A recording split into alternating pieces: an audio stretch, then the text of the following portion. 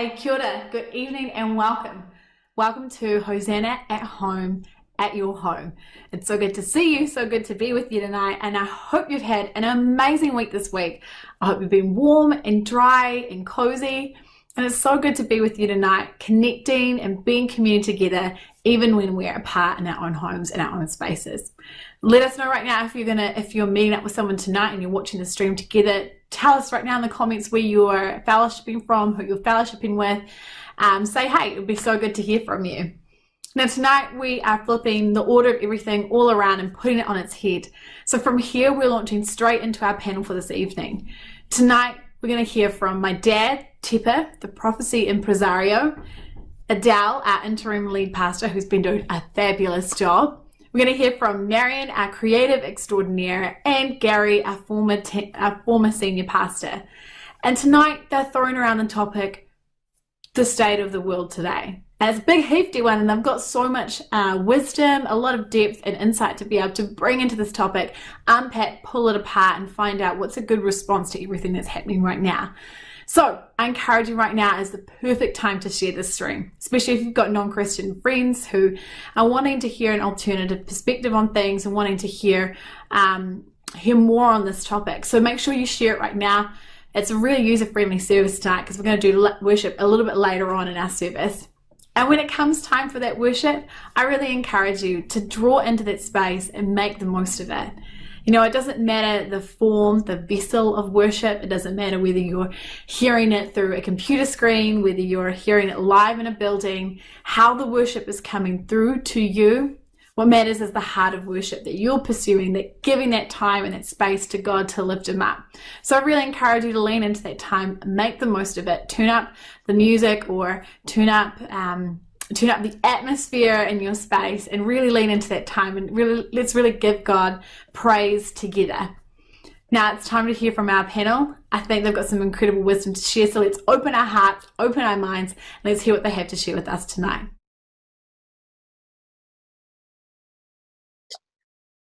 Hi, good evening everybody. Tonight we're very excited to bring you a panel, and on our panel tonight we have me, I'm Adele, we've got Teepa. Hi. We've got Manu. Hi, everyone. And we have Marion. Hi. So tonight we're talking about the topic, the state of the world. So this is a gnarly one for you. And when I look around the world, you know, I guess maybe 2 years ago, even 1 year ago, I wouldn't have predicted that to be sitting here now reflecting on these things and looking around the world and seeing all that I see going on. I mean, the obvious one is a pandemic's happening to the world that we're in the middle of. There are health consequences and economic consequences of that. There's unrest in society in some places more than others. And some of that's political, some of it social.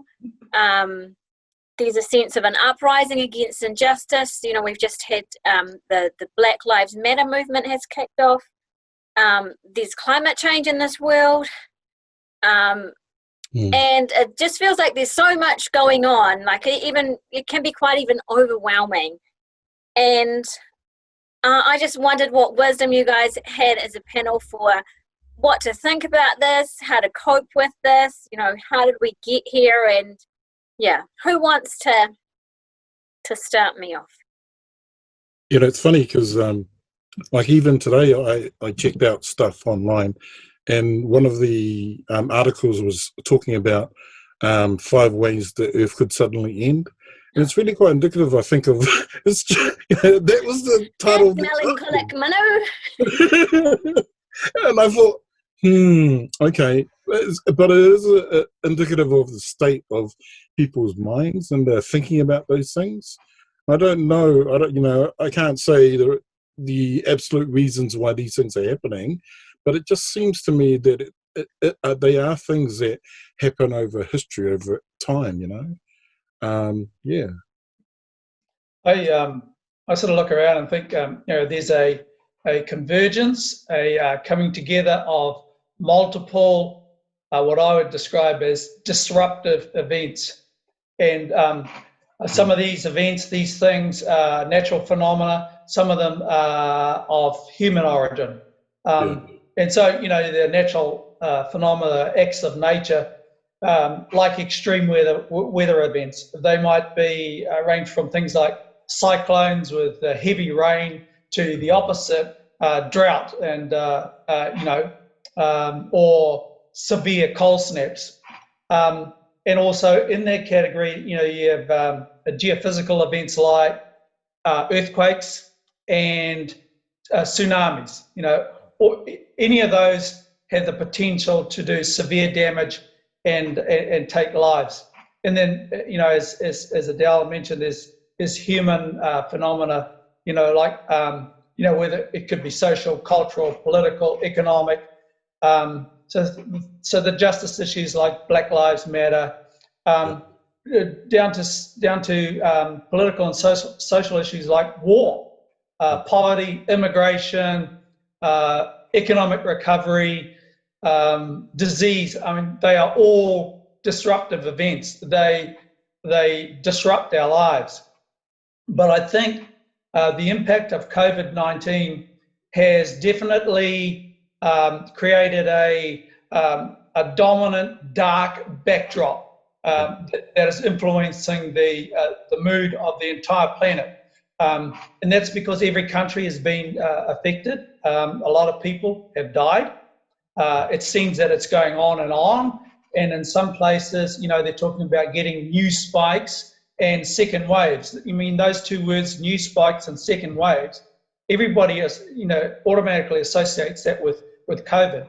But how does that impact, how does it impact me? Well, put it this way. I wouldn't want to be living anywhere else in the world at the moment. And I'm certainly not in a hurry to resume traveling overseas. So, all I'm saying is that it affects all of us. And when you have a backdrop like COVID, and then other things start happening, you begin to look for patterns, see things that aren't there, see things that are there, and it all adds to uncertainty.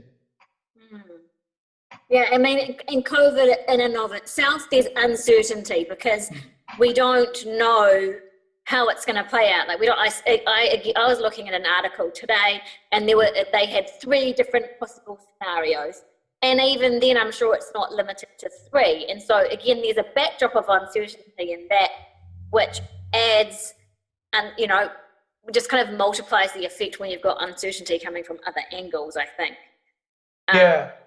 Yeah. I'd just say the other thing too in relation to COVID is that it's definitely shaken up the world. Rich countries and poor countries have been affected the same. COVID doesn't care how rich you are, it doesn't care how famous you are, it doesn't care how fit or well you are, and it doesn't care how good your hospitals are. In fact, having good hospitals gave a lot of countries a false sense of security. So for many, many people, they are facing the reality now that they are not in control. The future is uncertainty, and that's really unsettling for people. The future being uncertain. Where are we heading? Where is this going? And I guess that's really tricky because you can't say this is how it all began. It just seems to be coincidental, all these things happening almost at once. And I guess there's a lot of people online for instance, who like have these amazing theories about this is why it's all beginning, but you can't say and point that this is how it's all begun, this is the reason why. It just seems to be happening right now. And I guess for us, it's like, how do we cope with it and how do we help people cope with it right now, If we don't have the answers to why has this happened, then we surely can provide the answers to, well, let's try and help these people cope with what's going on right now. Yeah, and I guess the other question people ask is there a meaning to this? Yeah, I was thinking about that idea of the lack of control, and I think that might be hitting people in a particularly hard way at the moment because we were kind of particularly in relatively well-off countries under a kind of an illusion that things were quite controlled and stable, and COVID in particular has created this it's pulled back that illusion that actually a tiny virus can totally disrupt governments and economies and people's health and affect our lives in such strong ways. And so it seemed more shocking and I think more anxiety producing.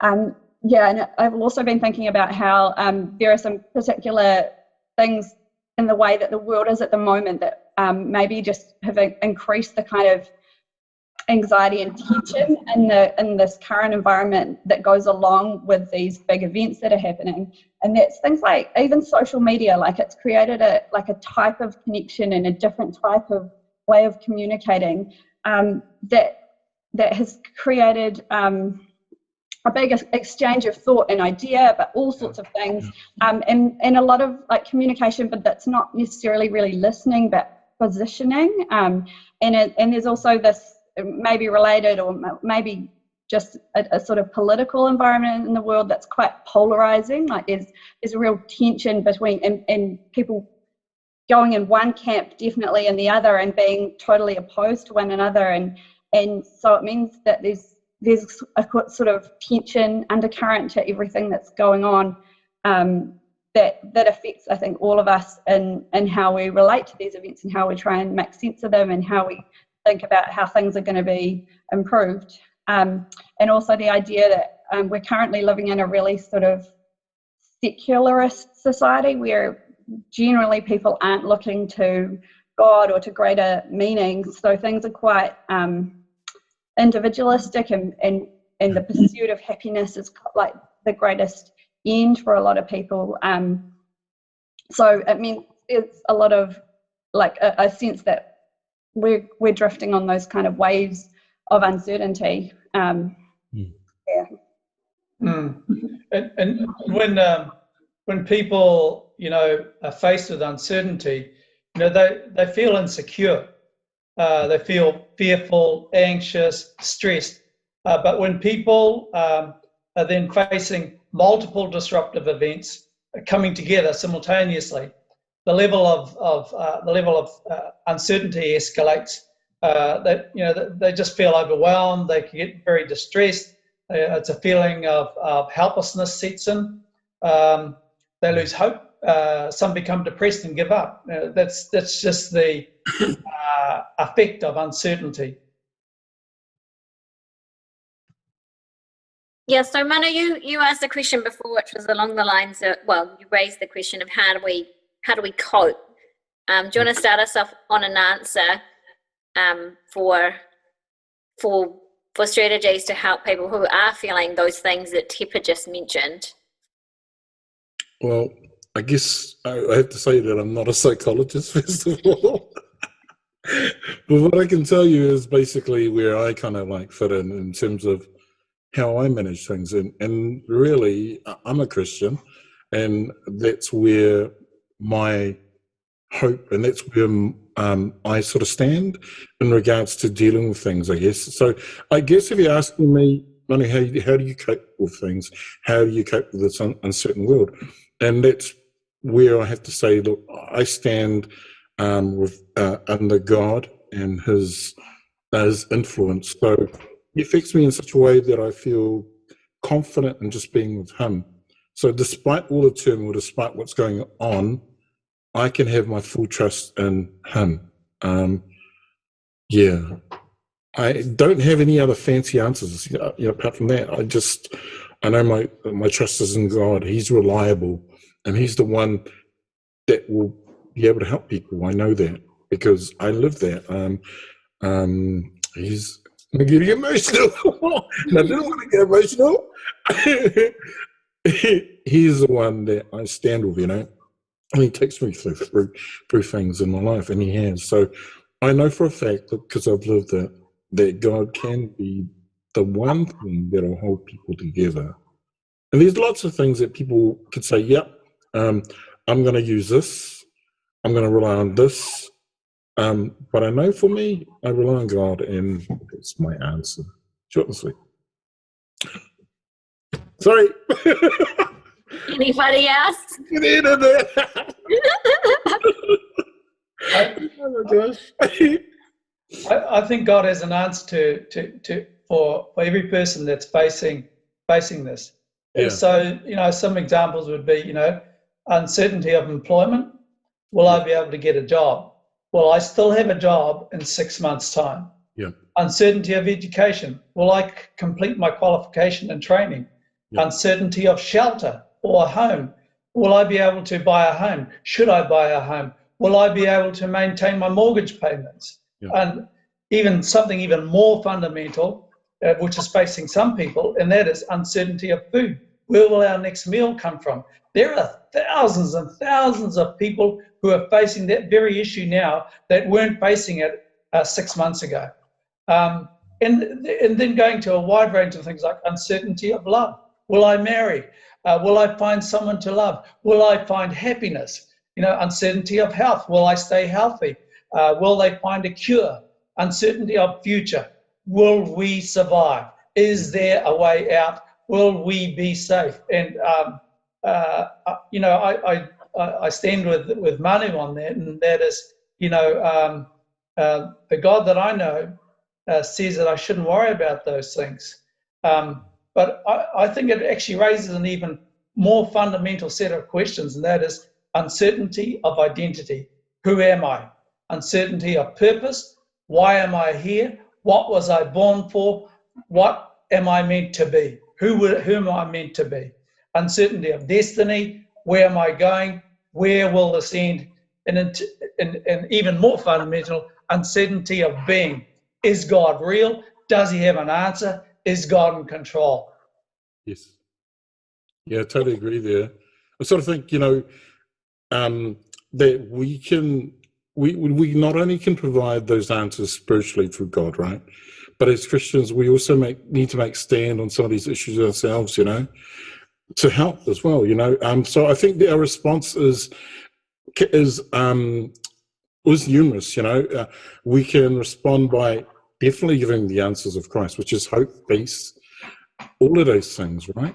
But we can also be there to assist in some way, whether it be physical, providing help, comfort ourselves, And I think we, as Christians, if you're a Christian, you should be in that place where you can give that either hope, just by being there, by offering them the spiritual, answer, or just by assisting them some way physically. And I think each of us are gifted in some way to be able to provide that sense of comfort. Whether it be something tangible, physical, financial. And I think just getting alongside someone that is finding things hard. We can provide answers, And I still, long ago, I was told, and I'm going to deviate here from this. Long ago, I was told that the church is the hope of the world. I truly believe that 100%. Again, coming back to where I'm at, I've come to a place where I truly believe that because it's been real in my life, and I'm invested in that whole idea, and I do believe that as Christians we provide that hope for the world. Yeah, and there may be some that are saying, well, I'm a Christian, but I'm not feeling what you're feeling, and how do I get there? So I just want to speak to that, if that's you for a moment, and I'll just want to speak to you. And so I'll just want to tell you a story, actually. So the first week when church was shut down, we weren't quite in lockdown, but we were down to 100 people, so we closed our services. And we were live streaming the service. I'd gone down to the church for the live stream. And all I can say is that I was in a state of turmoil. I was walking around the car park, I'll get emotional too now, Manu, with the tears literally rolling down my face, because I'd been following this pandemic from when the news broke. I've been watching the statistics daily since before New Year's. And so I'd seen it unfolding, because I have a medical background, I had really a sense of probably what was coming, maybe before others did. And I hate uncertainty. I'm a girl who likes a plan, and I'm not, especially when it comes to illness, like, what am I going to get to hug my parents again? How many people in our country are going to die? Like, at that point, it was looking very, very dire. Yeah. And to boot, I had to preach a sermon, so my sermon notes were all about peace that particular day, and I was like, God, how can I give this message where this is me right now? And I really did just have to lean into him, and to come to that place of, well, you know what, Adele, if you go, who can look after your kids better than you? It's me. Like, I am in control. Yes, I know you would like to be there and do everything you can, but you know what? I am your children's father as well, and I am quite capable, of looking after them. And so that's where I got to when I walk around the car park. But and that's the only reason I was even able to bring that message, because I got to that place where I was like, you know what, God, you've got this. Yeah, someone else can say something now. I think everyone's afraid that I end up crying.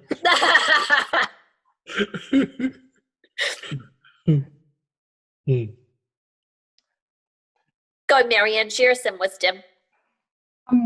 One thing that this whole period's really made me take hold of is really some of the things that Jesus talked about how troubles are going to be there. Like this period of time just sort of made me realize that this isn't a surprise. This isn't unlikely. This is fully predictable. Yes. and it's fully within what we can expect in living our lives. And then the Bible speaks so often about how it's through trials that there is growth, and it's through trials that God comes close, and that it's possible to have joy through difficulty and through uncertainty and through troubles. And that's just become a much more real thing to me in the last few months, that those sort of feeling so tossed by uncertainty and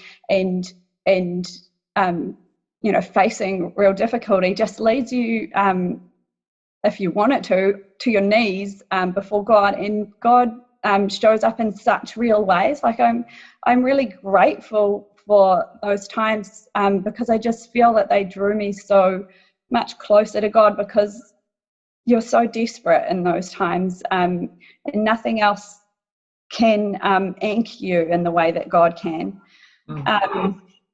And just to think of a few kind of practical things and sort of how we deal on a day-to-day basis when the world is in such upheaval, when the news is full of stories that are really anxiety-causing, when we have to actually make decisions about guarding what we expose ourselves to. And I'm not talking about shutting ourselves off from what's going on, but for a while there, and even still now, like it could be really easy to just be sucked into that news cycle of seeing headlines, of reading social media, and it does something within me, at least within people, I think, that just puts you on a anxious or a hyper alert sort of state, and in those situations, it can be really wise for us to put up some boundaries on what we read, what we expose ourselves to, like just to have a check on, like maybe reading certain types of articles or comment sections or social media discussions actually aren't doing good for our soul. I've heard it said, like both from the spiritual point of view and the psychological point of view, what studies are showing is that what we contemplate, what we let into our minds actually shapes who we are. So we can use that, like direct our minds to the things of God, the promises that He will be with us, that He will provide a way, that His love is the most important thing. That if we do actually have to deliberately, set our minds on those things, then those are the things that will shape us more than the potentially anxiety-causing things that are going on in the world. But it does take some, deliberate, intentional decisions and actions. I go back to just a fundamental truth, and it's what Jesus said. And I'm going to read this out directly from the Amplified Bible, and this is from Matthew chapter 6. And Jesus said, therefore, and the subheading of it, or the heading is the cure for anxiety. That's how it's expressed in the Amplified Bible. And it says, therefore, do not worry or be anxious, perpetually uneasy or distracted, saying, what are we going to eat, or what are we going to drink, or what are we going to wear? For the Gentiles eagerly seek all these things. But do not worry, for your heavenly Father knows that you need them. But first and most importantly, seek, aim at, strive after His kingdom and His righteousness, His way of doing and being right, the attitude and character of God. And all these things will be given to you. I stand on those words because God delivers on those words. That they are more than just words; they are His words. And so for people, they are wanting to know often, what does God say about all this? That's what He says. He says, seek after me, and all these other things. I will actually look after them. And I honestly believe that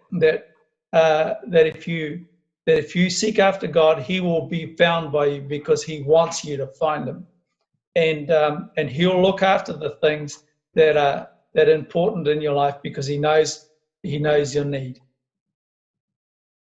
Awesome. I guess one of the other. Oh, go, Marion. Did you say something? Oh, echo. I guess one of the other questions that may be on people's minds is coming back to the meaning. We've kind of alluded to it. Sometimes there's meaning, sometimes there's not. We look for meaning. But for some people, we're like, well, does this mean that it's end times? And I know that the other night when there was an earthquake down here in Wellington and my bed shook in the night, I was like, it better not be God. Not an earthquake too. I'm getting my emergency water sorted out. Yeah, Marion, do you want to speak into that? Oh, Marion, I can't hear you. Talk. Thank you, Marion. Can you hear me? Yeah. Okay. Those questions are really hard, and yeah, I think I won't try and answer whether it's the end of the world or anything, but I think one thing that is clear from the way that Jesus taught is that we are living in a time where Jesus has come and provided through His death and resurrection the opportunity for us to be reconciled with God and to have access to His life within us, and the potential to work with Him, to see the kingdom of God come to earth. His kingdom come, His will be done. Things can happen, but we are still living in what's kind of an in-between time where Jesus talked about how there will be a coming age where God is on the throne, and people and the world are redeemed and made into their true whole version, but we're not there. And the world that we live in is affected by sin and brokenness, and the effect of that in individual people and in people groups and the systems and structures of the world is there. And that's the reality that we're in. So there is going to be pain. I think Jesus talked to his disciples about this exact question in Matthew 24 when they were worried about what it might look like when the end of the world was coming, and he talked about he just summed up a whole lot of different things that might happen and summed them up as pain and being like a time of labor pains, childbirth, like a hard process, and that's kind of the process that we're in. It's painful, and there's a struggle, but we as Christians can lean into that pain and work with God to do our best to see God's hand touch and bring life in whatever way God calls us to. Yeah, I think also that, there's what's the meaning of all this? Is there a reason? One reason can be that going back to what God says, God works all things for good for those that love Him, and so one way of looking at this is that He has a purpose for you in the middle of this. Yeah. He has a purpose for you that can arise from this. He has a purpose for you and for me. And so to pursue God, to find your purpose, and I would take that even further. Our situation in New Zealand is totally foreign to the rest of the world. We really are privileged and in a unique position. Things are almost back to normal for us, or to the new normal. Mm. And I was watching television the other night about what's happening in other countries. It just fills the news every night. And I saw people in lockdown, and it just seemed so far away and so long ago, compared to where we are today. But I thought about it. Could it be that we are favoured by God for a reason? Could it be that God's hand is in this in some way? Because I believe that God has a purpose for nations in the same way as He has a purpose for individuals. And so could it be that we're about to find our purpose as a nation? Could it be that God's intentions for New Zealand are for things to happen in our country that will bring blessing to the entire planet, to the whole world? He could be doing that for us. That might mean new types of businesses, new types of inventions, innovations, even a launching pad for mission that would reach this country and springboard to many, many nations. It might mean that we continue to be a safe place in a dangerous world where COVID runs rampant. Who knows what God has in mind for us? And therefore, I think what we should do is look for what is God's purpose for us as a country and for us as individuals. Pursue God and find His purpose. I think for myself, it has sort of helped me think about what we're doing, I guess specifically as a church. What am I doing as a person, in terms of the things that I'm involved in, and I guess in terms of just getting back to the original question, in terms of is this the end of the world? Is this the signs of Armageddon? The apocalypse? I don't think so. Personally, it is me. I don't think so. However, I think, like Marion, these are certainly signs of a world that's in some turmoil, but I don't necessarily think it is the biggie, as it were, the big one. And I think that because the reason why I think that is because I think there is a lot more to come. And I keep thinking about the passage, where it talks about the whole world. I don't think we've achieved that yet. The church hasn't fully achieved that yet. Otherwise, Christ will be back. There's too many things that haven't yet taken place yet for the end of the world to happen. I think there's a lot more that will be happening. And, all of these things, if it forces us to think about that, I think it's great. In terms of myself, I think it's really, I think of all the people that are suffering who don't have food, who don't have jobs, whose friends and family have passed away because of this, and I think, well, what can I bring, to offer here, for them specifically, right now, whenever I'm online, all I can think of is I can only offer what Christ, excuse me, being emotional here, what Christ has given me right at this moment, and that's his peace. And if I can offer that right now, people, that's what I want to give, And if there's more than I can do, then bring it. Let's see what happens. I just don't know what will happen. We'll just see what happens there. But at the moment, what I can give you, what I can give people, is the peace that God has given me in the midst of everything that's going on. And and I'm crying madly. Sorry about that. I did not intend to that. Anyway, maybe someone else can take over. Yeah, I just want to agree with Manu. Yeah, when Manu said, I don't think it's the end of the world. And I don't think it is either. But there's one thing I do know about the end of the world. And that's that we only move in one direction. And that's towards it. Yes. And so, like the Bible says, there's going to be a bunch of signs. This. I won't get into the signs. Yep. And then you'll know that it's coming. And I'm, when there was World War I and II, they thought it was the end of the world. When there was the Spanish flu, they probably thought it, there have been multiple points in history where people have thought, oh, it might be the end of the world.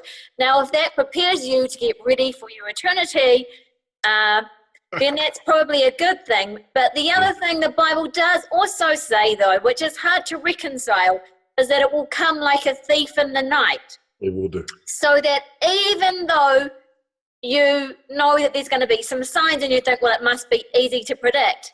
He's like, but if you knew the thief was coming, you would have locked up your stuff if you knew the thief was coming. But you didn't know, and so the thief came and got the stuff. And in the same way, it talks about, like, even though these really bad things are happening in some places, clearly, from what it describes, it also talks about two men working in a field, and one gets taken, the other left, and two women grinding flour, and one gets taken and the other left. So there is also the sense that for some people, it may not seem all apocalyptic. They're going to feel snuck upon. They might well be working and feeling it's normal. And that actually, we need to be ready at all times. Yeah. I think, just thinking about what we're talking about tonight, one of the, I think, dangers that I thought about was just those out there who will bring a false message, people are looking for, obviously, help. People are looking for answers, and I'm just pretty wary that, and in some ways fearful that people take the wrong answers, that people get help from the wrong places. The Bible talks clearly about false prophets, and I think during these times too, we need to make sure that people are warned. Don't just jump into everything that comes your way, or this offer of a cure, this offer of an answer or solution. I think people just need to be wary. I don't know why. I just thought about that earlier on, preparing for tonight. Yeah, I think that is something to be aware of. And, there is, if you're wondering, like there's something that somebody's saying, is this like true prophecy or false prophecy? I think if it's what you desperately want to hear, then let that be a red flag, because the Bible says that in the end times that people will go after what their itching ears want to hear. So if it promises all a bed of roses and hunky-dory and exactly what you want to hear, and if there's no mystery, it just lays out a perfect plan, then it's probably a sign that it's, like that's not usually how prophecy works in the Bible, and to be cautious. Yes. That's a good point, Manu. Mm. All right, well, does anyone have a closing thought? Because I think we're pretty much at time, so.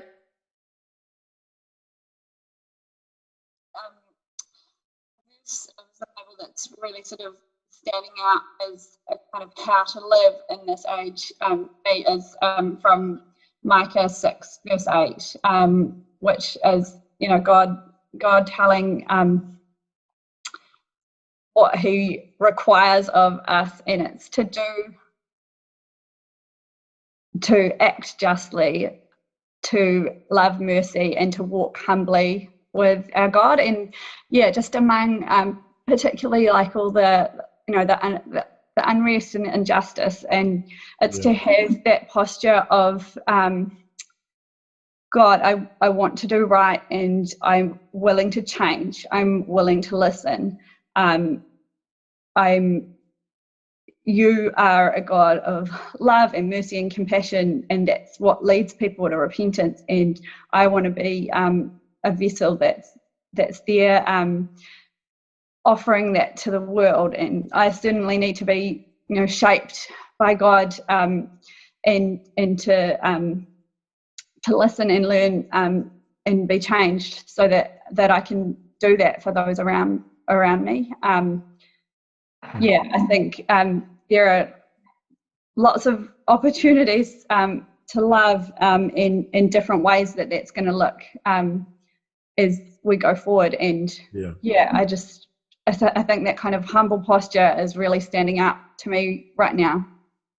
Yeah, that's a good point, and I would agree with that. For some people, it's a simple message to say to you: humble yourself and turn to God. You don't want to be like Pharaoh from Egypt, who had to have everything stripped away from him, and before he humbled himself. His belief in his own power as king and faith in his gods was totally destroyed. So there's a lesson we can learn from that, and that is to humble ourselves and turn to God. Man, that's awesome. Yeah. Hey, well, everyone, I hope you enjoyed our panel tonight. I hope you found that helpful. We're about to go into a time of worship. But first up, we've got a little video for you, and it's called Blessing in the Chaos. And this is a prayer to lead you into a worshipful space, to lead you into God's presence. So let's do that now. Awesome.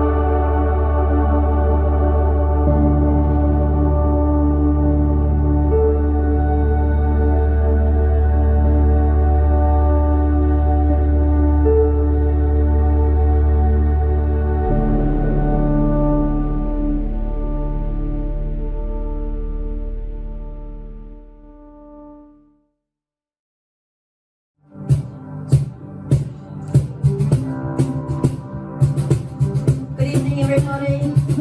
Welcome to the praise and worship part of our service. It's so glad that you could join us. We are excited about worshiping and praising God, and we hope that you are just as excited. Right now we're going to ask God to open the heavens and to allow the fullness of His blessing, the fullness of His favour to pour down. So I hope you're ready. I hope you're ready to receive what God has. We've waited for this day. We've waited for this day. We're gathered in your name, calling out to you. Your glory like a fire, awakening desire. Burn our hearts with truth. 'Cause you're the reason we're here. You're the reason we're singing. Open up the heavens. We want to see you. Open up the floodgates. A mighty river flowing from your heart, filling every part of our praise. Oh, yes, you'll fill every heart.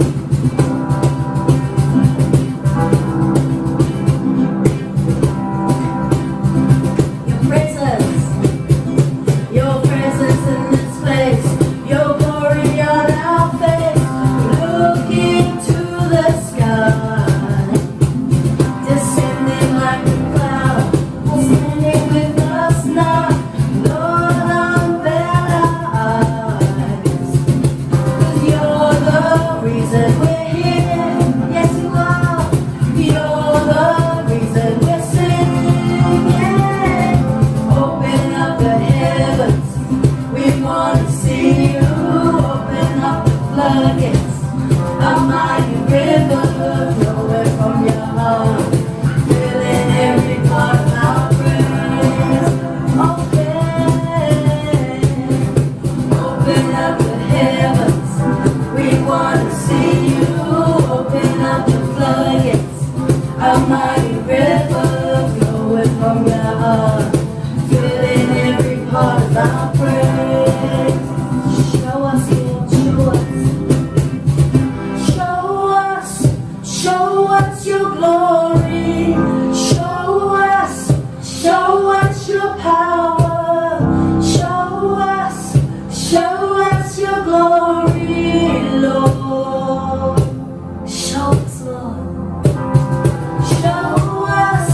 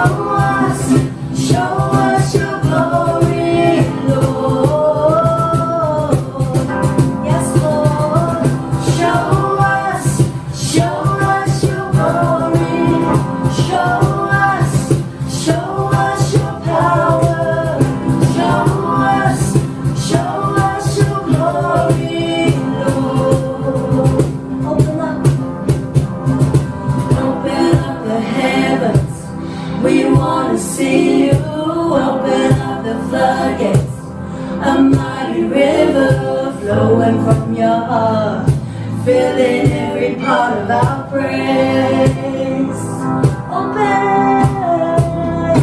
Open up the heavens, we want to see you. Open up the floodgates of mighty rivers, flowing from your heart, filling every part of our praise.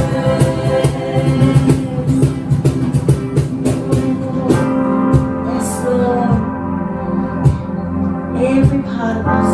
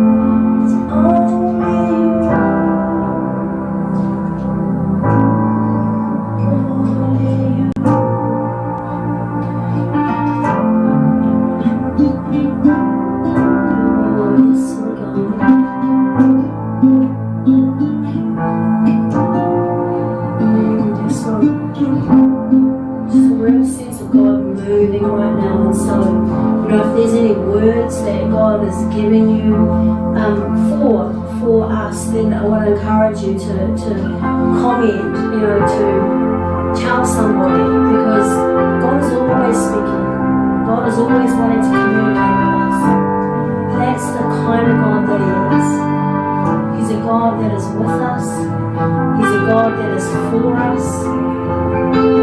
Thank you, Lord.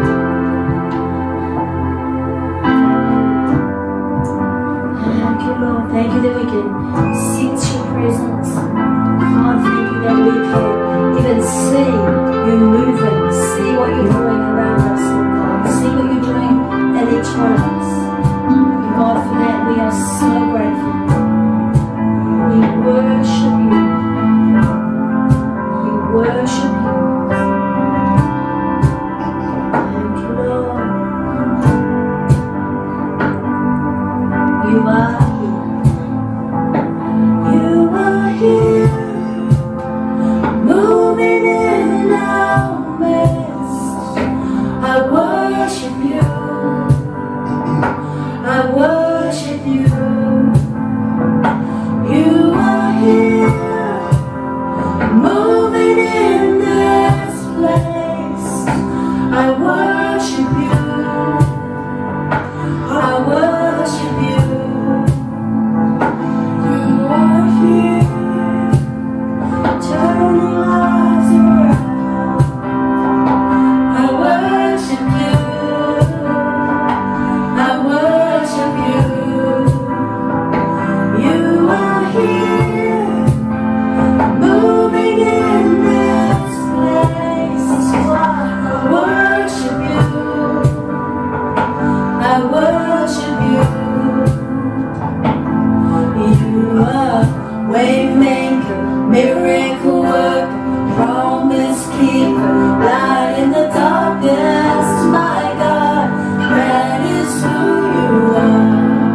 You are, yes you are, waymaker, miracle worker, promise keeper, light in the darkness, my God, that is who you are. You are here, touching every heart. I worship you. I worship you. You are here, healing every heart. I worship you. I worship you. You are here, turning lives around. I worship you. I worship you. You are here, mending every heart. I worship you. I worship you. You are waymaker, miracle worker, promise keeper, light in the darkness, my God, that is who you are. You are, you are, you are, waymaker, miracle worker, promise keeper, light in the darkness, my God, that is who you are. You are waymaker, miracle worker, promise keeper, light in the darkness, my God, that is who you are. You are, yes you are, waymaker, miracle worker, promise keeper, light in the darkness, my God, that is who you, that's who you are. That is who you are. That is who you are. That is who you are. That is who you are. That is who you are. That is who you are. That is who you are. That is who you are. Even when I don't see it, you're working. Even when I don't see it, you're working. You never stop, you never stop working. You never stop, you never stop working. Even when I don't see it, you're working. Even when I don't feel it, you're working. You never stop, you never stop working. You never stop, you never stop working. Even when I don't see it, you're working. Even when I don't feel it, you're working. You never stop, you never stop working. You never stop, you never stop working. Even when I don't see it,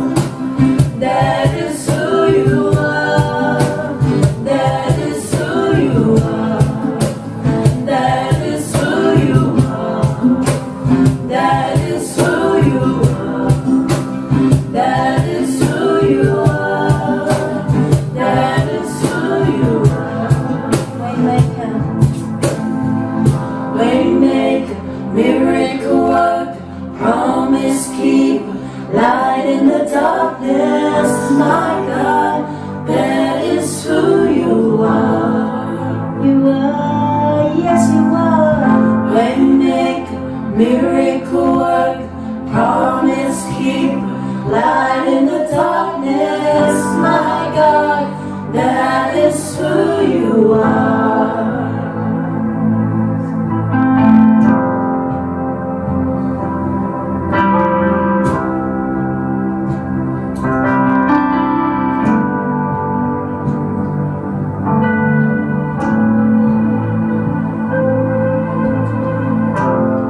Sense that right now there's somebody who's watching and they don't see a way out of the situation that they're in.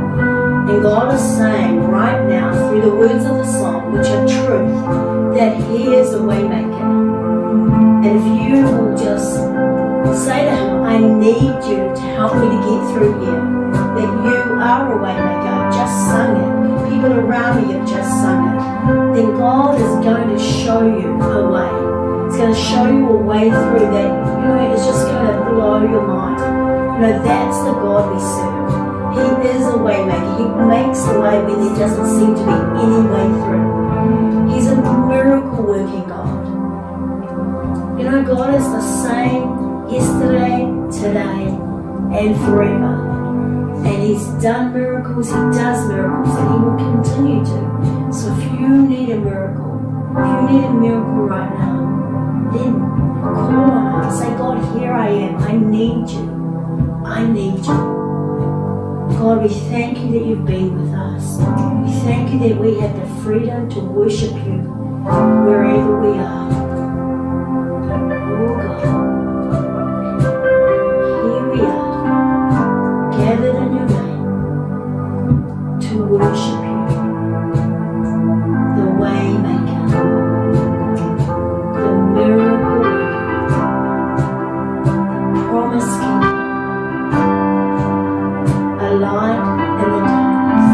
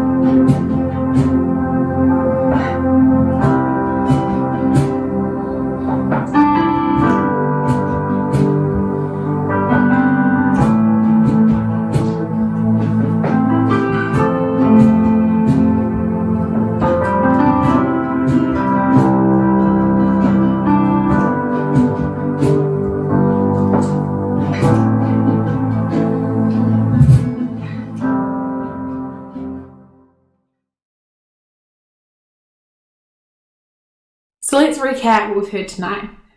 We heard from our panel, and they were discussing the state of the world today and really pulling apart that topic and sharing some really deep insights on that. We had a time of worship, and we had a really powerful video about blessing in the chaos. And all the messages that people have been inspired to share with our community lately, they all seem to be building on top of each other around this theme of love. But not a magical love that just exists out there and changes everyone else and makes us all happy and kumbaya. No, a powerful, redeeming, transforming, radical love that shifts us on the inside, that changes us. And Jesus is calling us into deeper waters with Him, into a deeper relationship with Him, where we are open to Him and His heart, and we allow Him and the Holy Spirit to be able to walk through, navigate us and our spirits and our messiness, uprooting the things that are holding other people back from being able to experience God's love through us, uprooting anything that diminishes Christ in us and allowing Him to be built up in us, magnified. God wants to restore us to a fullness of himself and to a fullness of his love and his power. It's an incredibly exciting journey, and God's calling us to go deeper, to go further, and to be more refined by him. So this week, I pray that you are blessed. We're going to do our tithes and offerings now. I was about to forget it. What a hard sell. So we're going to do our tithes and offerings now before we go and be blessed for the week. So if you're an AP giver, thank you so much for your faithfulness. Bless you. We really appreciate it. If you would like to give back right now, and you're under no obligation to do so, no one's watching over your shoulder. But if you would like to give back right now, we thank you and we bless you. And it's easy as to do. So a comment's going to pop up, and that's going to be from our official Hosanna page. If you click that, it's a link and it will take you straight to our website. There's a giving tab, and then on that giving tab, there's a green button, and that is a quick way to donate. So it's a 3-step process. Click the link to our website, click the giving tab on our website, and then click the green button. Easy as. And I just want to thank you so much for your faithfulness. If you're like me, I just put it across every week on my phone. Easy as. Hey, I want to bless you, and I want to pray that you have an incredible week. Pray that you walk around in triumph this week, in power, not because you're amazing, and you are, but because you know an amazing God and he's amazing in you. So I pray this week that you feel yourself becoming less, you experience less of yourself and more of Christ, more of his peace, more of his patience, more of his love, more of his gentleness, more of his self-control. I pray this week everyone who comes into your presence notices something different, and that causes them to question and wonder what is happening here. I pray that you have a blessed week, an awesome week, and that you do really well at all the things that you've got set up for you. Have an amazing week, guys. Cannot wait to see you next week. See ya.